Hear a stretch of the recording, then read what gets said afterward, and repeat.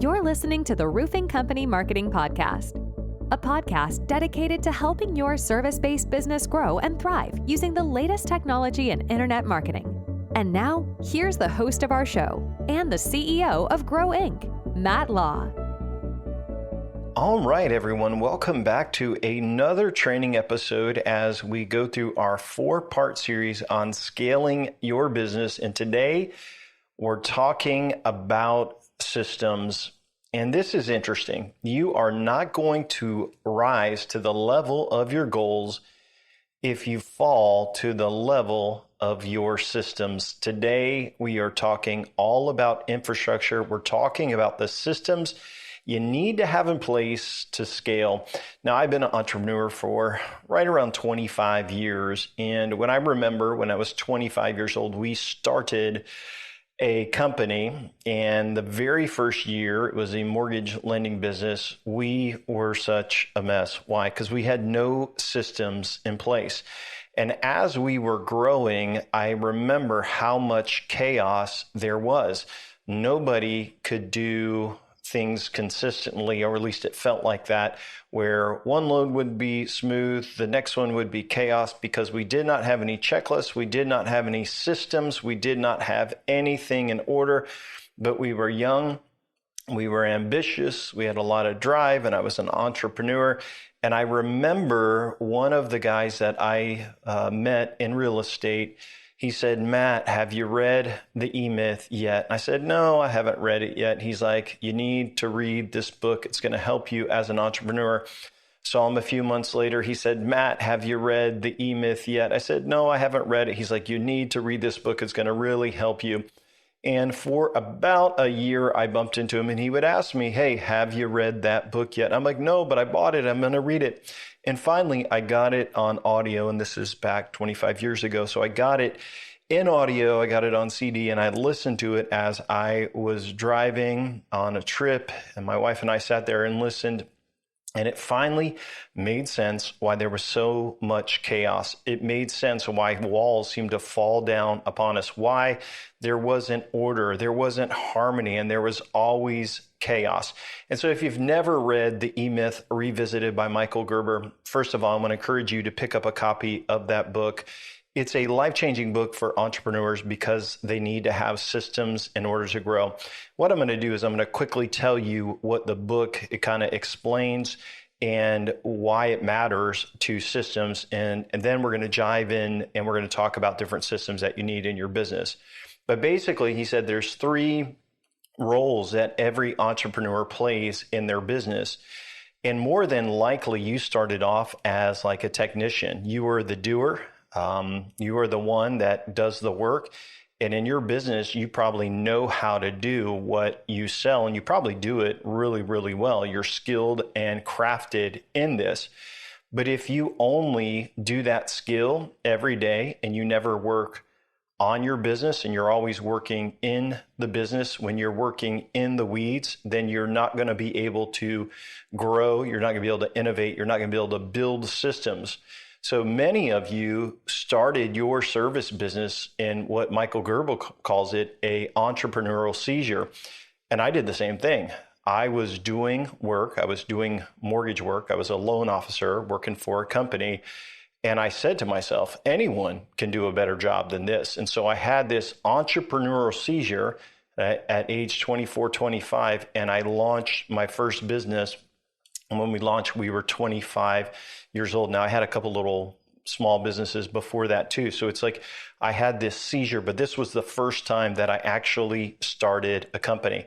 And the thing was, I was a good technician. I was good at doing loans, but I was not understanding what it meant to be a full entrepreneur, to own a business, to run a business, to manage people. I started off with myself alone doing loans as an entrepreneur, having an entrepreneurial seizure, and the only thing I was a technician. But there's 3 roles that Michael Gerber explains that entrepreneurs have to flow in. The second one is the manager. Well, the manager is the one that organizes things and plans things out. It's the one who focuses on systems, processes, and keeping things running smoothly. And they have this strength to create order and consistency. And sometimes some of their weakness can be stuck in administration and they can be resistant to change, but they build systems. And as a manager, the other thing is the manager does is it keeps people accountable to the systems that they created. And hopefully they are also willing to innovate. And so as I'm listening to this book, I said, well, shoot, I'm not good at managing people. I've never even thought about our systems. I'm basically saying, hey, everybody do a good job, but I never documented what a good job was. Everyone get your loan submitted on time, but what does that mean? Everyone do a complete package, but I did not understand what's the checklist for a package. And so for me, I did not have systems in place. Where I was strong is I was good at being a technician and doing loans, but I was also strong at the third role, which is the entrepreneur. So you have the technician, the guy doing the work, the manager that's building systems and holding people accountable, and then there's the entrepreneur. And so the entrepreneur is the visionary. They see like, hey, we could be huge. And they're thinking about, hey, where are we going? What's next? And they're big picture thinkers. They're innovative and they drive growth. They drive passion. But their weakness is they can get distracted. They can be impatient with details and they're a little bit ADD. So if you listen to my previous episode, a lot of entrepreneurs are ADD-ish where they have all of these ideas, but they won't go back and build systems. So if you spend all your time here as an entrepreneur, you're going to be ADD, have a million ideas started and nothing completed. And if you never spend any time here as an entrepreneur, you won't have any vision or passion or innovation. And so as I read this book, I said, oh my goodness, I am the technician. I just do loans. And then I have these big ideas and I'm like, come on, everybody, do what I'm thinking. And then I'll go back and be a technician, but I never spend any time as the manager building systems, getting things organized. And I said, man, so I read the book and I found I spent all my time as an entrepreneur and a technician, and I would only dream, and I would go do loans, and I'd go back and forth in this crazy cycle. But I did not know how to build a team or organize my company. And because I didn't know how to build systems or be a manager, they struggled, I struggled, and there was this chaos. So after reading the book, I immediately started to build systems and checklists and documentation and all the things that we're going to cover in this book. And people were trained on those systems. They knew what was expected. We set up, hey, we are going to do it like this. Can you do it? Yes, they can. No, they can't. We worked on all of these things and they knew how everything should flow. And for the first time, I remember after a few months, it was really tough at first, there was this harmony in business where people were actually getting along better. Everyone knew what was to be done, and loans and everything became much, much more consistent. It was a very life-changing and powerful moment in business for me. So I will tell you, some of you are probably managing business and it's in total chaos. And you're like, I want to grow, I want to scale. And it's because you don't have standard operating procedures or systems in place. And so you want to grow, but I'm going to tell you, you're never going to grow if you don't have the right systems in place. So we're going to break down the core systems every business needs to scale. And I'm going to go through a couple different segments. So segment one, I would say, or piece one would be your customer management system, customer relationship manager. It will be your CRM. You may have it in a folder somewhere, but hopefully you have it in some sort of technology system that is used in your industry. Maybe you have a custom CRM. There's a lot of different options out there. But what a CRM does and why it matters, it keeps all of the customers' info, their jobs, the communications, all of that in one place. And so some core features that you want in your CRM is leads should flow into the CRM. So if you get a lead online, it should flow on there. It should allow you to dispatch, depending on your industry. It should allow you to schedule jobs. It should allow for notes to be added, like, hey, I called this guy, here's what we talked. It should allow for history. You can quickly find the customer or the prospect in there. It may involve invoices. So some of the times There's CRMs and tools that have invoicing built into the system or payment processing. If sometimes even custom CRMs can have that built in. Some of our clients with simple estimates, they use a custom CRM through NAC that we build. So if they're sending a simple estimate, so it can do estimates, it can do scheduling, it can do invoicing, but basically this is the central hub for customer management, prospect management, and everything. So I'll give you a couple of best practices is that, first of all, these can be very expensive, but when you pick one, you should go all in on it. You should train your team so that it's not just a database, but it's the true command center for your business. And I would not try to switch over and over unless absolutely needed. Most of our clients that come on with a custom CRM have a very simple business process, and most of them didn't have anything before, and that's why we implemented a CRM for them.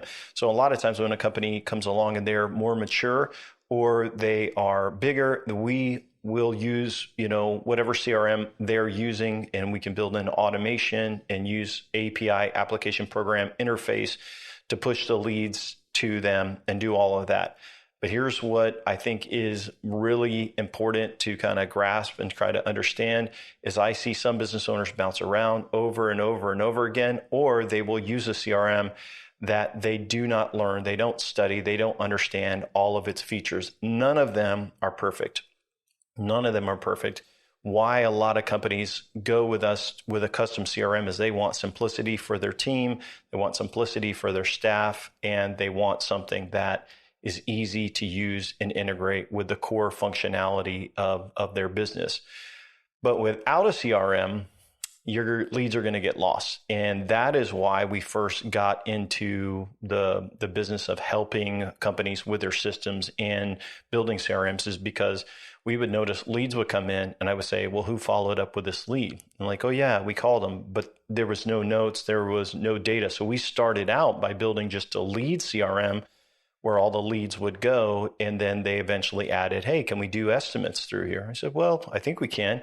Can we do, ask for reviews on Google through here? And we did. So eventually we built it out where originally it was just for leads, but then as we build it out, we would build it according to their business. So some companies do invoicing through it. Some companies do simple estimates through it. Some close out projects and send out like thank you gifts and requests for reviews. There's a lot that can be done. And here's what I'm going to tell you. Most CRMs are customizable where you can add a tag and you can trigger automation. So it could be the central point for running your business.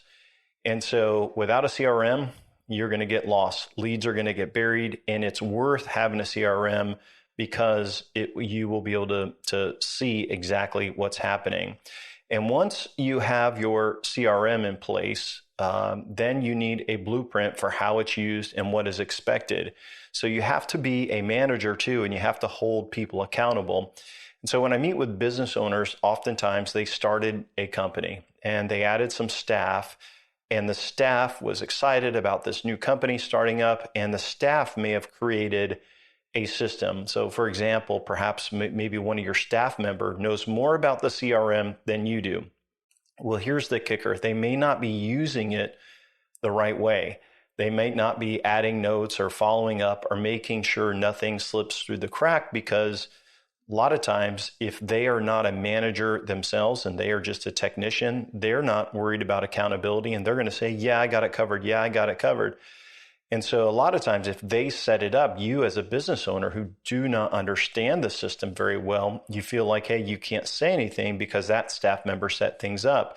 And so then a lot of times what I see is things continue to fall through the cracks. Remember, as a manager, you have to be the manager and ask tough questions. Dig in, ask them, how do I know if somebody's been called? How do I know how long till the estimates? And let them just help you understand that and push back, ask questions. So sometimes I'll have clients who will get a new lead, and I'll just give you an example. And I will look into the CRM, especially new clients, and I'll see that a lead has sat there for several days, maybe 4, 5, 6 days. So remember, this is a web lead. Someone filled out a form. Most of our clients get a lot of web leads, and people will fill out a form, ask for an estimate or a quote or someone to contact them. And the leads will go right into the CRM. There'll also be email notifications. And I'll click on the lead and I can see the last touch date is blank. So that means nobody has done anything. And what triggers an update on the last touch is when someone adds a note, or if someone sends a message, or if someone's scheduled, or they're moved to the next phase, then they'll get kicked out of new lead phase. And I'll say to the business owner, say, hey, why hasn't this lead been called? They've been in here 4 or 5 days. And then they'll check and they'll talk to the person in their staff and they'll say, well, hey, no, they've called them several times. But when I look in the CRM, there's no notes like, hey, left voicemail, called and left voicemail. There's no message sent to the prospect. So if there is nothing in the CRM, there's no messages and there are no notes, but the person says, yeah, I did that. If that is the case, there is no way of the entire team of knowing what happens or proving that a phone call actually happened. And here's what you kind of have to understand with all of this. If you build a system and people don't use it, then the system doesn't matter. So if you use a custom CRM or you implement a CRM and your staff will not follow those rules, you might as well not even have the system in place. So I want to encourage you, once you have your CRM or your process in place, you have to have a way of saying, hey, it's done. Even sometimes people respond via email. And I'll give you an example, like an email is sent out through a CRM and someone will respond to a person, but then they have to take whatever that action is needed from the email, put it into the CRM to make sure everything is done. So segment number 1, customer relationship manager, CRM, you got to have that in place and you have to enforce that people do that. Number 2, we're going to talk about operations and kind of workflows. So chaos will kill your efficiency, also kill your reputation. So if everybody is doing things a different way, your subcontractors are doing things a different way. And so there's no consistency. The way the phones are answered are different. The way estimates are sent are different. It's like a free-for-all. Everyone is doing what they want. There's no checklist. There's no, hey, this is how we do it. There is no standard operating procedures or SOPs for installs or estimates or service visits. You know, there's nothing like that. There's no tracking for how things should go. Then it's going to be chaos. So what you need to do is you need to document your workflows. And basically it's from A to Z. This is how we do it, how we answer phone calls, how we move people to, scheduled, what our service calls are like, what it should look like. And you as the entrepreneur and the manager needs to think about what this is like. Talk to your technicians that are doing the work and say, hey, what is the process? And then innovate and then say, hey, we are going to build a checklist and do training on this is how we do it. And what it is basically you are saying, this is how we do the business. This is how we do it. And that standard operating procedure, it can be a document. It really can have some checklists. It could be a carbon copy, form that they check off and they put on the manager's desk and say, hey, here's this estimate, here's this service call. It can be a number of different ways. But when you're creating this, normally you want to have some sort of like network document or Google document that has the process, that has the training. This is how we do it. And then if you're going to pass it on to your technicians, they are going to have something to check off either digitally or through a form or through their estimate sheet. They're going to have some sort of checklist so they know nothing slips through the cracks. And so you're going to have basically your operations workflow, your standard operating procedures written out that you can provide training that you can share with your staff and you can say, hey, here's what we're doing. And then if they have to provide proof of something that they've done, it could be a checklist, it could be through the CRM, them checking off a few boxes that things were done. There's a lot of different ways to do it, but then you have to hold, this is important, people accountable. So once you write your standard operating procedures, you write your operational workflow, and you have all of that done, and people say, yeah, I got it. We can do it. And you've got the systems in place. You can build it into your CRM, to your forms, all of that. Maybe they need to upload a picture when it's done. You can build that into your technology. All of that has to be done, and then it's time to hold people accountable. You cannot hold people accountable if there is no direction on systems. One time I was consulting with a business owner, and this is probably like 15 years ago, and we were talking about innovation, and I asked for an example of when something slipped through the crack.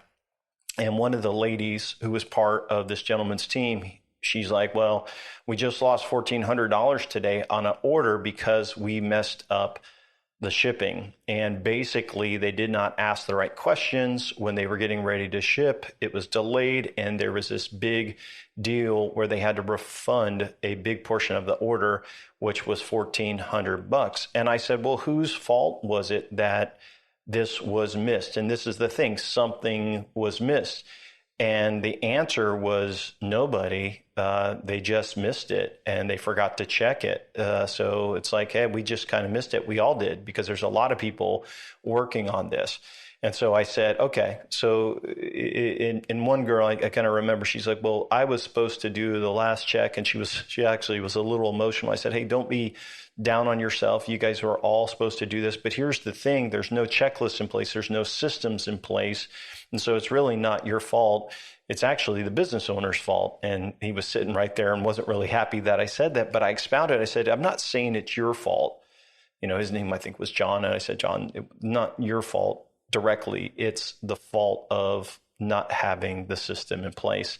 And I expounded that if you don't have a system in place to check things off before every order is shipped of what to check, then you can't put blame on a team, because it's really the responsibility as business owners. So as a business owner building systems, it's your job to ask questions. Was there anything missed? And figure out where it was missed, who missed it, and build that into a system so nothing falls through the cracks. So it's standard operating procedures. All right. You're going to get that planned out. You are then going to provide training, and you're going to say, hey, is there clear? Are we clear on this? Can we do this? And then there is accountability to the person. So you can't hold someone accountable if you haven't trained them, if you haven't given them the procedure, and you haven't set clear expectations. So what are you holding them accountable to? No, you have to say in clarity, here's what we're doing. Then you give accountability, and then you can refine the process. And every month, as you continue to build systems, you're going to see, hey, there's things that we're missing that we need to build into our operating procedures. If the team members understand your standard operation, procedures, they've been trained and they understand the expectations, then they should be able to do their job, and less will fall through the cracks each week and each month. You should see an improvement in morale. You should have an improvement in just tons of less chaos and confusion and all of that. And if your expectations are reasonable and they know what they're doing, they're going to do a great job. Now, if your expectations are not reasonable, where they have too much to do and too many things to check, and they're not able to do everything, things are either going to fall behind, or they are not going to do all of the systems that you are wanting. So let's say your expectations are unreasonable and you're just asking too much. Well, if they are skipping the system, that is not good. They can't skip a system. You may have to take something off their plate or add more support, or they may just be in the wrong seat on the bus. So maybe they need to do something else. But if they don't do what is expected, and they never follow directions, and they never say, hey, I'm behind, then they need to be fired. If they complain continually about a system after they agreed that they could follow it, then they also should be fired. If they complain to others about a system that they agreed to that they could do, then they should be fired. And this is important. You can never scale a company when everyone has their own way of doing things. It won't happen. It will never grow, because you cannot build consistency across a team. It's not even a team. It's a bunch of individuals doing whatever they want. And it will show in morale. It will show in how things feel in the office, in tension. It will show in your online reviews. And so you have to build standard operating procedures. You have to train them. Are they going to do them? Are they going to be accountable to them? And if they will, then you're going to see how your business flows on a day-to-day is going to dramatically improve. And there's 1,000 ways of doing this, but the best way to get started is thinking through answering phone calls, all right? From answering phone calls to scheduling, and just think through an entire project, how it goes, what it looks like, that entire process. So we've got your customer management, which is your CRM. Then we've got like how the business runs, how all that goes. Another segment that you really need some systems in is with financing and your financial data. And so you really need to be able to measure and see your financial numbers and how that's going. And some of the key systems in there are how you do estimates and price a project.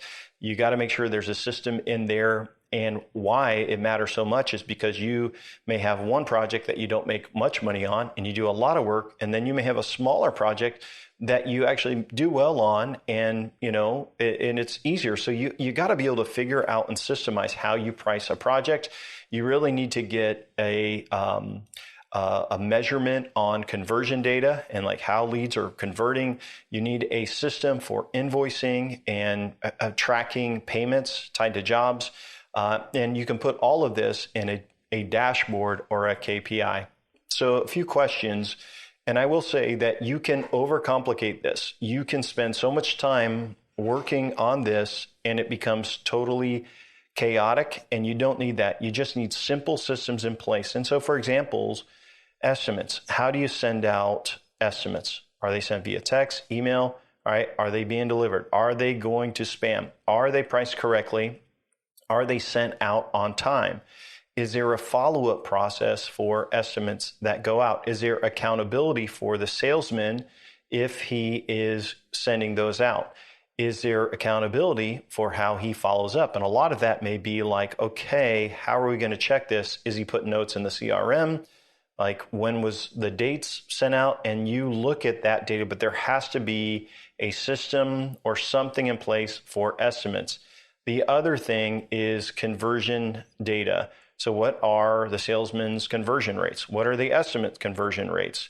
What makes the conversion rate higher or what makes it lower? Who has the best conversion rates? How can you convert more leads to appointments? How can you convert more appointments to estimates, more estimates to close sales? Whatever your process is. But if you are meeting with in-home and you are sending out estimates for, say, larger jobs, you should have a 30 to 50% close rate on estimates that you sent out where you have met face-to-face with a business owner. So 30% would be on the average to low side, 40% average, 50% on the high side. And if you do even better, you have some really strong salespeople and some really good collaterals, or perhaps your prices are too low. So by looking at systems for the conversion data, you'll be able to figure out how to make improvements on your estimates and all of the things in between. Another thing that is super important is how you collect payment. So can you streamline your payments so it's faster, right? If people, you're like, oh, Matt, I don't want to take credit cards. Well, people can pay online through their checking account as well. So how can you get people to pay faster? How do you handle late payments, late payment notices? How are receipts sent so it will save you more time? How are the reminders sent for late invoice? Who handles it? When is it handled? And so you can build that into a system so that you know what is going on financially. If you never look at your cash flow or you never look at that data, you can find yourself in a very stressful time as a business owner. And if you are always worried about cash flow and who's doing that, then your stress is going to get onto your staff as well. So all of this, it can be tied into KPIs, or key performance indicators. And these can be built into your CRM as the company matures.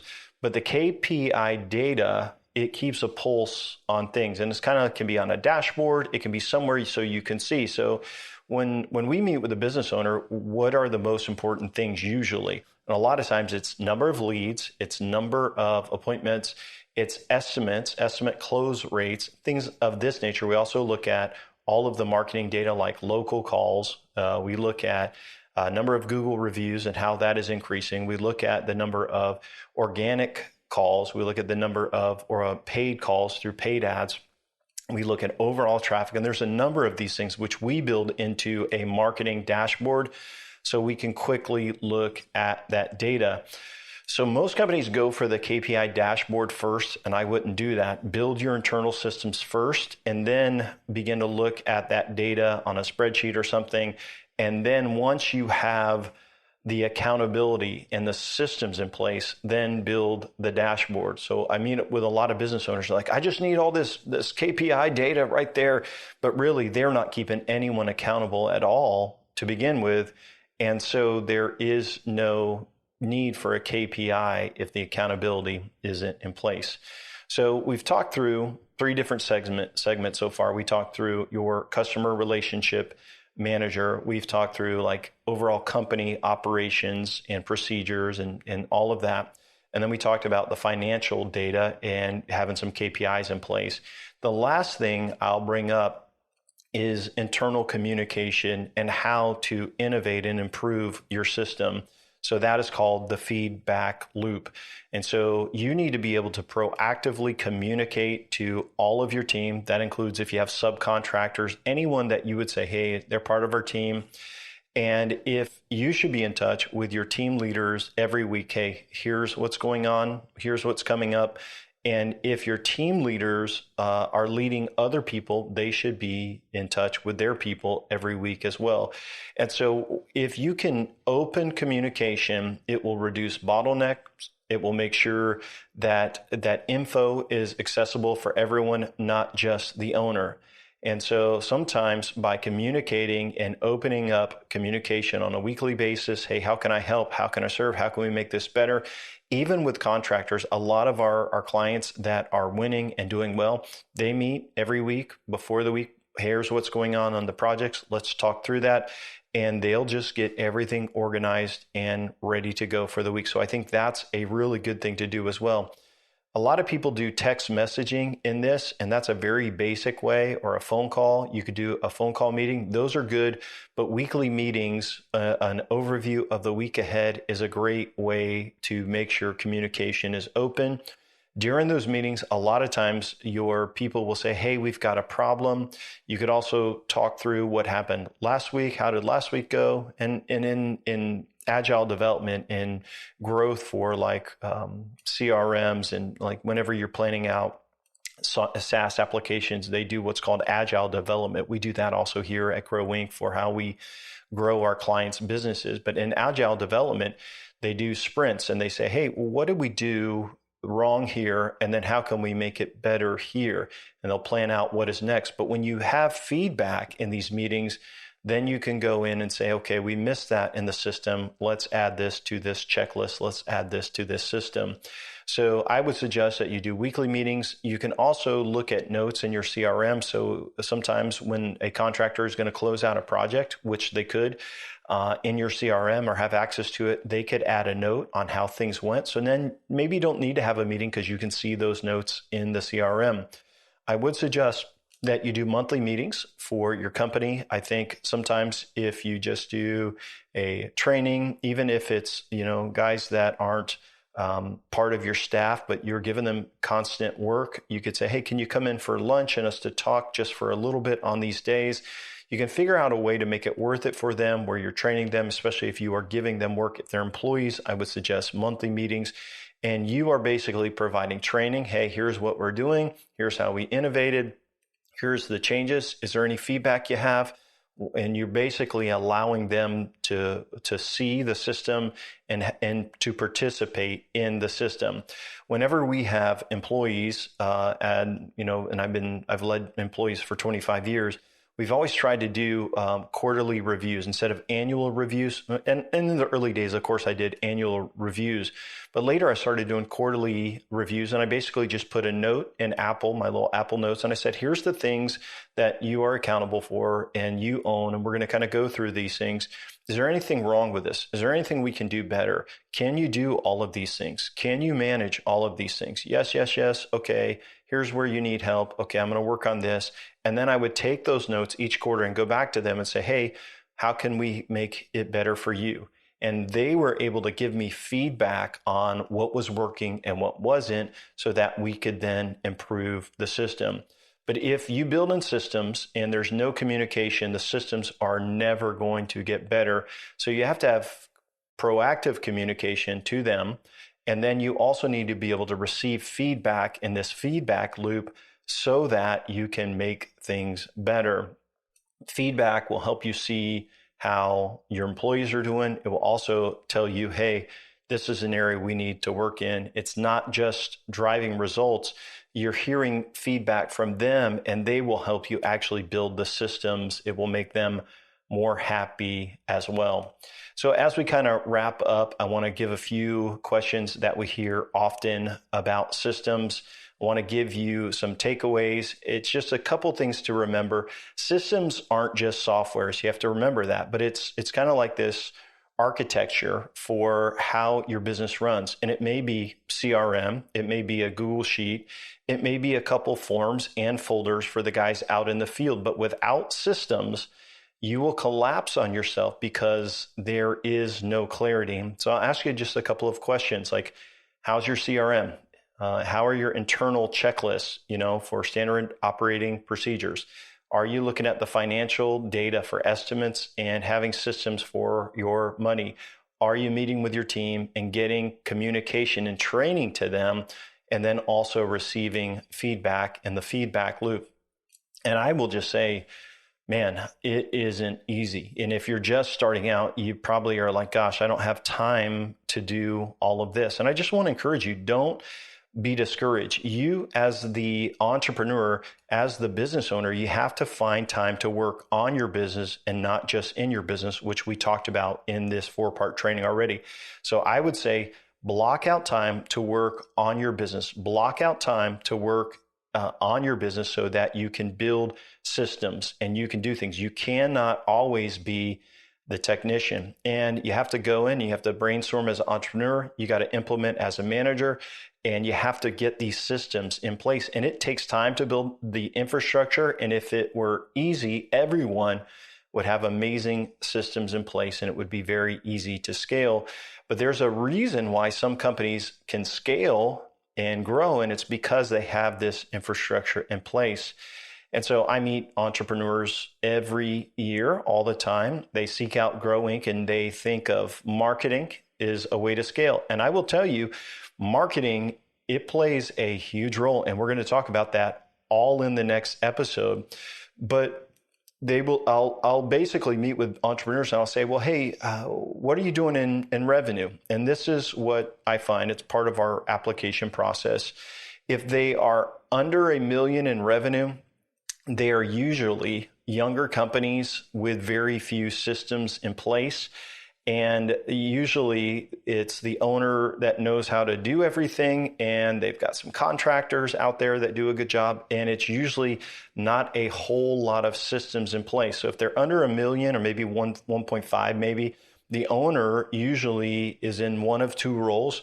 Especially if they're a lot smaller, the owner is a technician, so they're doing all the work themselves and they really don't have any systems in place. Sometimes the owner is an entrepreneur and they're dreaming so big and they've got all these ideas and they're so ADD that they have so many ideas and people doing a little bit of everything, but they still have no systems in place either. And so my suggestion is if you're in this range and you feel like you're collapsing on top of each other, you got to go back, become the manager for a season, build systems so that other people can do the work too. If you are touching everything, the problem is not your people. If you are touching and involved with everything, the problem is you don't have any systems or training in place so that you can empower others. And if you do training, empowerment, then you hold people accountable. So the other people that I meet is at companies that are a little bit larger. And so let me just say this. If you're thinking about scaling, I want to go back one step. If you're thinking about scaling and you live only in the entrepreneurship, vision, dreaming, all over the place area, but you never hold people accountable to the systems that you built, or you never build any systems, then you're in trouble and you may not even know it. And what I want to say is you'll come and you'll want a bunch of leads to scale. You may even hire marketing and you may even start growing, but you'll see that you soon collapse on yourself because there's no systems in place to make sure you do a good job. And what I see with companies like this is if they have bad reviews because of their subcontractors or how they treat people or how they answer calls or whatever it is, it will just compound. So if a company doesn't do a good job and you add marketing to it, it doesn't make them grow. It just exposes how bad their systems are in the beginning. So bad reviews are going to follow you. And if you're planning on scaling, I would just encourage you, take a moment and look internally about how you'll deliver the absolute best experience for your customers. And if you have that nailed down, adding marketing is very, very easy. So this is for companies in the, I'd say from startup to $1.5 million, $2 million in revenues. Now, when companies are more mature and they're probably in the like 3 to 5 million range or even higher, a lot of times they have stronger systems in place. They've been doing this longer. They have employees.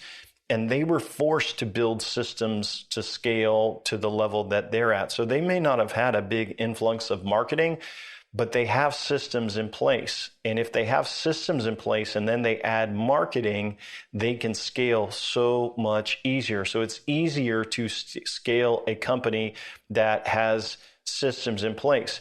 When companies become even larger, and let's say these are very mature companies that have grown and there's mid-level managers, and maybe this is 20 million and up, there's a different problem because now there's so many managers who aren't able to adapt to change. And they're like, well, hey, this is how we're doing it. And hey, and I built this system for finances. And hey, and we're using this.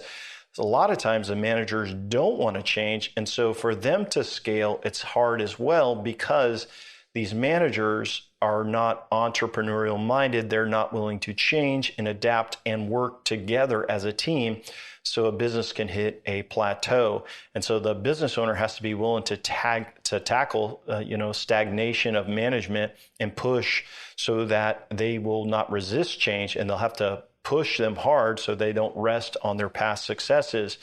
For them, scaling is easier if all managers understand why they need to innovate. And if the entire team is humble and they care about each other and the company, they'll be willing to try new things, and then the company can scale even further. The good news is a lot of times companies that are mature, they have capital to scale, and so they can invest in marketing expenses and they can grow even easier. It is absolutely hardest for startups to scale. And I want to say this, it's easy to go from 5 to 10, like that's doubling. It's really hard to go from a young company that doesn't have systems and grow by 100, 200%. It's incredibly difficult for that. It's also hard for companies who are not willing to hold their employees accountable and their managers accountable to be willing to change and innovate and work together. And so I want to give you a couple closing FAQs or frequently asked questions or things I hear all the time that I'm like, man, I want to talk about this. And so I'll get an email from a client or a prospect. Hey, Matt, I read a story about this company. There'll be a link there. And they said they went from 2 million to 20 million. And this is what I want to tell you. Stop comparing yourself to other entrepreneurs. It is going to kill the joy of the journey. So when I see stories like that, I ask about their past.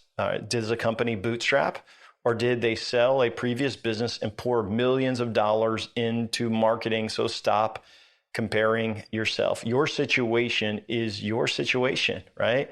And you're going to put pressure on your staff, on you, and all the people you need to be committed to the journey, right, for you. You're going to put pressure on them by comparing other companies all the time. You have to walk your walk. You have to walk your calling and your plan and your business. And if that company went to 2 to 20 million, more than likely there's something below the surface, especially in a short amount of time, something below the surface that you don't see. In almost every single case, I see that there's something like this. There's something like an investment company that dropped a ton of money into it to scale. Or there's a business owner who had 20 years of experience doing one industry. He sold it, then he started this industry, and he dropped millions of dollars into sale. Who knows what their ROI? If you are bootstrapping, you have to put on blinders just like a horse would running a race and say, I'm going to run my race. Another question I want to answer. What is the number one rule for building systems? And this one's kind of hard.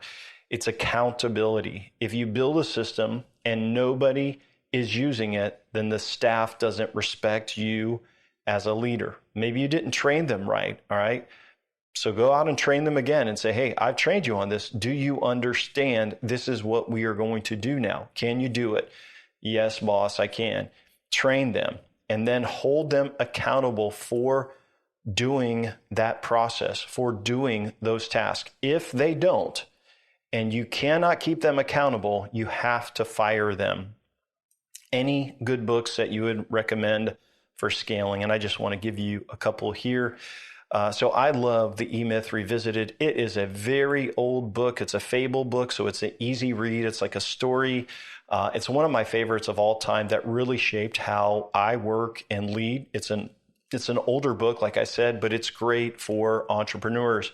Another book is by Patrick Lencioni. He's one of the authors that I read for a lot of years. If you are a more larger company, and so maybe you are like, hey, we really want to scale big, and there's politics in the office, and you've got managers that kind of control their little area. There's a book called Silos, Politics, and Turf Wars. And this book is really, really interesting because it talks about how to break down the silos and all the politics so everybody works together. That's also a fable, and it's one of my favorite books as well. If you're looking to hire people and you're like, hey, I got to fire some people and I want to hire some people. In our company, we hire what I call, and actually all of our businesses that I own or the organizations that I'm a part of, we look for what I call entree-spirited people. And so when I was in the mortgage business, trained a lot of people to do mortgages, a lot of people from scratch, and that's how we built our team. And then when I owned a marketing consulting business, all these years, we also had a training program where we trained, entrepreneurs on how to become marketing consultants. So I have a lot of friends out there that are marketing consultants and entrepreneurs that went through our training. And so what I will tell you is I think there's certain characteristics of an entrepreneur. And so my book called The Entree Spirit, The DNA of Self-Starters and People Who Get Things Done, that book may help. And that book is about entrepreneurship and the values we hire on here at Grow Inc. in our organizations that I'm a part of. And so that may be helpful for you as well. That said, how do you get started? Matt, how do I get started building systems? What I would do is clear off everything off of your desk, everything but a sheet of paper, and write out the areas that you need to get organized.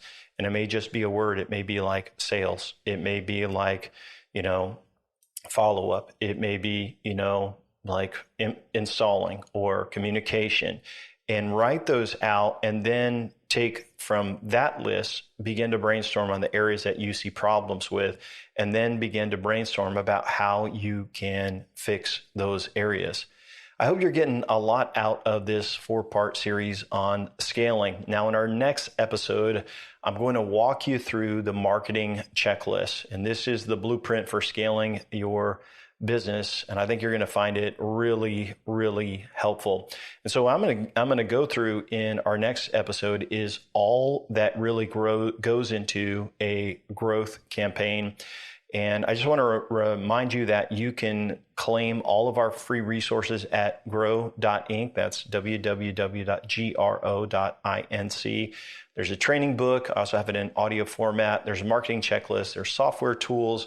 We also added some new audio or video courses that are going to make it really, really helpful as part of our YouTube channel.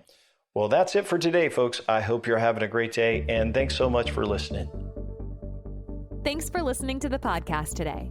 We hope you found today's episode helpful and informative. For more information about Grow Inc. and to request our free marketing blueprint ebook and other resources, please visit www.grow.inc. That's GRO.inc. We'll catch you in the next episode.